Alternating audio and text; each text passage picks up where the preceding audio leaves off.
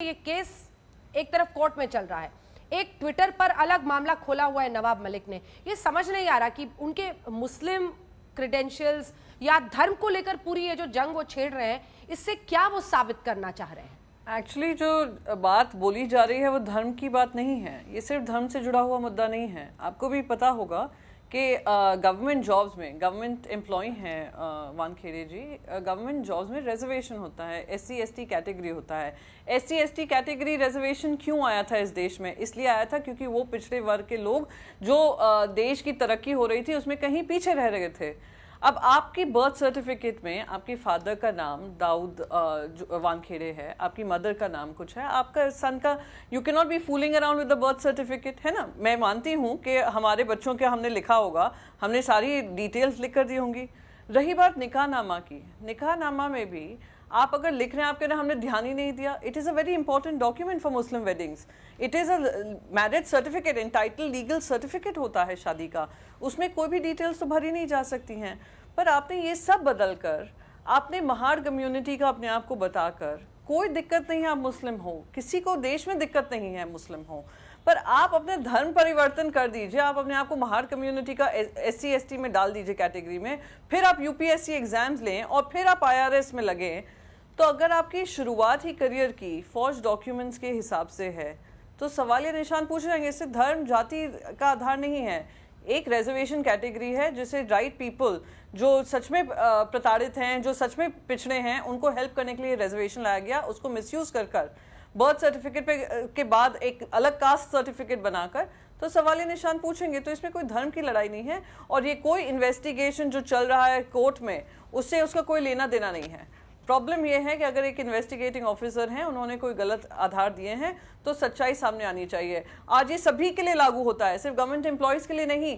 जो elected candidates होते हैं कॉन्स्टिट्यूशन के मुताबिक, जो भी इलेक्टेड कैंडिडेट्स हैं, अगर SC ST का कर आए हैं, कास्ट सर्टिफिकेट के आधार पर आए हैं, उनके कास्ट सर्टिफिकेट के डॉक्यूमेंटेशन क्लियर होना चाहिए। अगर गलत होता है उनको सस्पेंड कर दिया जाता है, उनको फिर से री इलेक्शन के लिए 3 साल के लिए बैन कर दिया जाता है। ये सच्चाई है। तो ये तो everyone has to go through it, not just him. ठीक है उज्जवल निकम साहब, मैं आपकी राय इस पर जानना चाहूंगी। क्या है ये एक अलग मामला है जिसमें नवाब मलिक रोज सुबह उठते हैं, उनका एक नया कोई ना कोई एफिडेविट, बर्थ सर्टिफिकेट डाल रहे हैं, उनके क्रेडेंशियल्स पर सवाल है और उसका सच तो सामने आना ही चाहिए। लेकिन क्या इससे जांच भी कहीं ना कहीं इन्फ्लुएंस होती है? क्योंकि अब जो एलिगेशन है उसके बाद एक विजिलेंस इंक्वायरी भी बैठ गई समीर वानखेड़े से, पर ये पूरा केस आप किस तरह से जाते देख रहे हैं? पॉलिटिकल हो रहा है? अंजना जी, सबसे पहले तो मैं दुख से ये बात जरूर कहूंगा कि जिस प्रकार आरोप प्रत्यारोप हो रहे इस मैटर में, जांच एक अलग तरह से भटकती जा रही है। मैं मानता हूं कि जो भी लोग आरोप करते हैं उस आरोप में कुछ सब्सटेंस भी हो सकता है, नहीं ऐसा नहीं है। लेकिन सवाल ये है, अगर आरोप हो रहे हैं तो आरोप के लिए कौन सा प्रॉपर ये होगा, फोरम होगा कि जिसमें रेक्टिफाई किया जाता है, जिसमें ग्रीवेंस मान सकते हैं। क्या मीडिया यही एक दरिया है? देखिए, ये जज इससे जरूर प्रभावित होते हैं। मैं कोई सियासत की बात नहीं करूंगा, ना मुझे करना ही चाहिए, लेकिन एक कानून का विद्यार्थी की हैसियत से प्रियंका भी समझ सकती है कि कानून के हिसाब से अगर मैं बात करूं तो मुझे लगता है कि इस प्रकार आरोप प्रत्यारोप से, चाहे वो पॉलिटिशियंस हो चाहे जांच अधिकारी हो, जो पर्सनल अटैक कर रहे हैं, मुझे लगता है कि इससे जांच पर एक बुरा असर हो सकता है। देखिए, आज कई दिनों से जांच भटक रही है। देखिए, जांच अधिकारी की अगर उसमें अपने सब्सटेंस है तो इंक्वायरी तो होनी ही चाहिए, उसमें कोई ये नहीं है। लेकिन इस तरह से पब्लिकली आरोप होना और उस तरह से जांच अधिकारी ने पब्लिकली मीडिया के पास जाके उस आरोपों को जवाब देना, मुझे लगता है कि ये पर्सनल मैटर हो गया है। और इस तरह से पर्सनल मैटर से, टीका टिप्पणी से सबने बचना चाहिए, ऐसा मैं कहता हूं। क्योंकि एक बॉलीवुड से मैटर जुड़ा हुआ है, एक बड़ा इन्वेस्टिगेशन चल रहा है, और इसलिए अगर ये होता है तो मुझे लगता है कि सरकार की भी ये जिम्मेदारी बनती है कि इसमें इंटरफियर किया जाए। जांच अधिकारी के खिलाफ अगर जांच आरोप गंभीर आरोप है तो उसे जांच से थोड़ा टाइम दूर रख सकते हैं, दूसरा जांच अधिकारी भी नाम सकता है, ताकि किसी को ग्रीवेंस नहीं हो सकता है। अगर ये नहीं होता है तो मुझे लगता है कि न्यायालय ने भी जुडिशियल एक्टिविज्म के अंदर इसमें खुद कॉग्निजेंस भी लेना चाहिए ताकि जांच किसी निष्प्रभावित हो। प्रियंका जी, इस पर आपका जवाब। वो कह रहे हैं कि जांच प्रभावित हो रहा है और वो दिख रहा है। दूसरी तरफ बीजेपी के जो मीडिया सेल के अमित मालवीय, उन्होंने ट्वीट किया है कि चूंकि उनके फैमिली मेंबर को टारगेट किया जा रहा है ड्रग्स की वजह से, इसलिए नवाब मलिक ने पर्सनल एजेंडा बना लिया है समीर वानखेड़े के खिलाफ। अगर पर्सनल एजेंडा भी आप देख लीजिए, एक तो सबसे पहले उनके परिवार में जिसको भी उन्होंने इन्वेस्टिगेशन चल रहा है, किसी तरीके से चार्जशीट भी नहीं प्रूव हुई है, वही है जो हाल 1.5 साल पहले इंडिविजुअल हाई प्रोफाइल केसेस का हो रहा था। आप उज्जवल जी बोल रहे हैं कि ये मीडिया पे आकर नहीं बोलना चाहिए, I totally agree with him. WhatsApp chat leak हो जाती हैं, व्हाट्सएप चैट के माध्यम से पूरा केस बन जाता है, इम्मा बाउंस हो जाता है, bounce cheque, 59 grams of cocaine का डिस्कशन हो जाता है कि कंज्यूम भी कर लिया, पोजेशन में भी था। ये व्हाट्सएप कॉन्वर्जेशन, ये लीक कौन कर रहा है? कल पूरा दिन आपके चैनल पे चल रहा था अनन्या पांडे और आर्यन खान की जो कॉन्वर्जेशन चल रही थी। आज बाकायदा हाई कोर्ट में एक जो अक्यूज्ड हैं, उन्होंने दलील दी है कि ये कोई भी हाई कोर्ट में पेश नहीं किए गए हैं एज एविडेंस। तो यहाँ पर जो चल रहा है पब्लिकली, बार बार पब्लिक का हवाला दे रहे हैं कि पब्लिकली नहीं डिस्कशन होना चाहिए। अगर कहीं भी गलत है, आप बर्थ सर्टिफिकेट से ले लीजिए, निकाहनामा से ले लीजिए। आई थिंक समीर वानखेड़े पे एनसीबी ने खुद ने एक जांच बिठाई है, और अगर उनकी फैमिली के साथ कोई डेफेमेशन हो रहा है, कोई गलत झूठे आरोप लग रहे हैं, बाकायदा उनको कोर्ट में जाना चाहिए और सुओ मोटो इस पर कार्रवाई भी होनी चाहिए।